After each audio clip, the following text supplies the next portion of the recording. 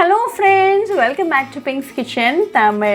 இன்னைக்கு நம்ம கத்திரிக்காய் வச்சு சூப்பரா ஒரு சைடு டிஷ் எப்படி செய்யறதுன்னு தான் பார்க்க போறோம். இந்த டிஷ் சாம்பார் சாதம், ரசம் சாதம் கூட ஒரு சூப்பர் சைடு டிஷ்ஷா இருக்கும். இத நீங்க சப்பாத்தி ரோட்டி கூட சர்வ் பண்ணலாம். ரொம்ப சிம்பிளான ரெசிபி. இந்த ரெசிபியை பார்க்கறதுக்கு முன்னாடி இதுக்கு தேவையான பொருட்கள் என்னென்னன்னு பார்த்துட்டு வந்துடலாம். இன்னைக்கு நான் ஒரு 4 பெரிய கத்திரிக்காய் எடுத்துர்க்கேன். இது ஒரு 300 கிராம் போல இருக்கும். இத நல்லா கழுவி ரெடியா வச்சுக்கோங்க.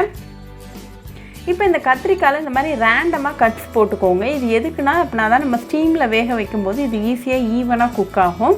இதே மாதிரி 4 கத்திரிக்காயிலையும் நல்லா கட்ஸ் போட்டு ரெடியா வச்சுக்கோங்க.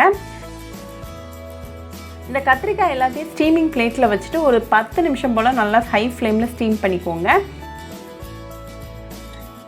இப்போ 10 நிமிஷம் ஆயிடுச்சு. ஓப்பன் பண்ணி பார்த்துடலாம். நம்மளோட கத்திரிக்காய்லாம் வெந்து ரெடியா இருக்கு. இது நல்லா ஆறட்டும்.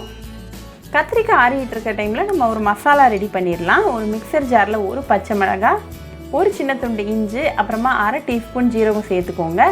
இதை நல்லா கொரப்பாக அரைச்சி எடுத்துகிட்டு வந்துடுங்க. இதை ரெடியாக வச்சுக்கோங்க. இப்போ நம்மளோட கத்திரிக்காய் நல்லா ஆறி ரெடியாக இருக்குது. ஸோ இதோட தோலை நீக்கிடுங்க. இதோட தோல் வந்து ஈஸியாகவே வந்துடும். இதே மாதிரி 4 கத்திரிக்காய்க்கும் தோலை நீக்கி ரெடியாக வச்சுக்கோங்க.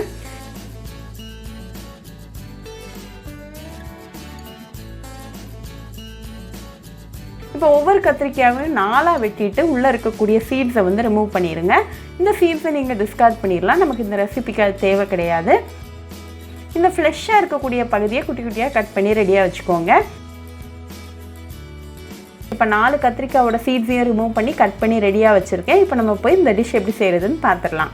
ஒரு பேனை சூடு பண்ணிக்கோங்க. அதில் 1 டீஸ்பூன் எண்ணெய் சேர்த்துருங்க.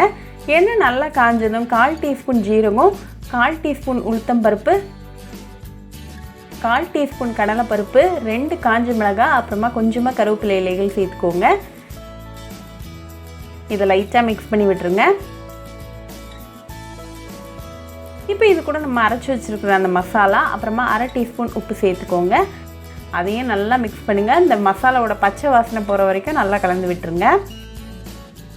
இப்போ இது கூட நம்ம கட் பண்ணி வச்சுருக்கிற கத்திரிக்காவை சேர்த்துட்டு ஒரு 2 மினிட்ஸ் நல்லா மீடியம் ஃப்ளேமில் கலந்து விட்டுருங்க.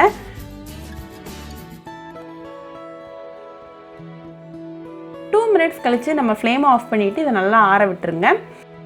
இப்போ ஒரு மிக்சிங் பவுலில் 1 கப் அளவுக்கு தயிர் எடுத்திருக்கேன். இதை ஒரு ஸ்பூனால் நல்லா மிக்ஸ் பண்ணி விட்டுருங்க. இப்போ நம்மளோட கத்திரிக்காய் மிக்சரை இது கூட சேர்த்துட்டு அதையோடு சேர்த்து நல்லா மிக்ஸ் பண்ணிடுங்க.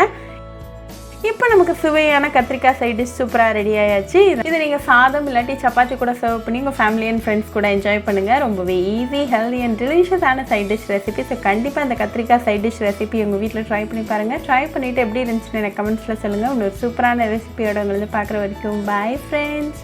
உங்களுக்கு இந்த வீடியோ பிடிச்சிருந்தா லைக் பண்ணுங்க, ஷேர் பண்ணுங்க, கமெண்ட் பண்ணுங்க அண்ட் மறக்காம சப்ஸ்கிரைபும் பண்ணிருங்க. கூடவே பக்கத்தில் இருக்க பெல் ஐக்கானையும் கிளிக் பண்ணிக்கோங்க. அப்பதான் நான் போடுற வீடியோஸ் எல்லாம் உங்க நோட்டிஃபிகேஷன்ல வரும். உங்களுக்கு ரெசிபிஸ் இங்கிலீஷ்ல பார்க்கணும்னா பிங்க்ஸ் கிச்சன் சேனலை பாருங்க. சேனலோட லிங்க் நான் அந்த டிஸ்கிரிப்ஷன் பாக்ஸ்ல கொடுக்குறேன். மறக்காம செக் பண்ணுங்க. இன்னொரு இன்ட்ரெஸ்டிங்கான ரெசிபியோட உங்களை வந்து பார்க்குற வரைக்கும் பாய் ஃப்ரெண்ட்ஸ்.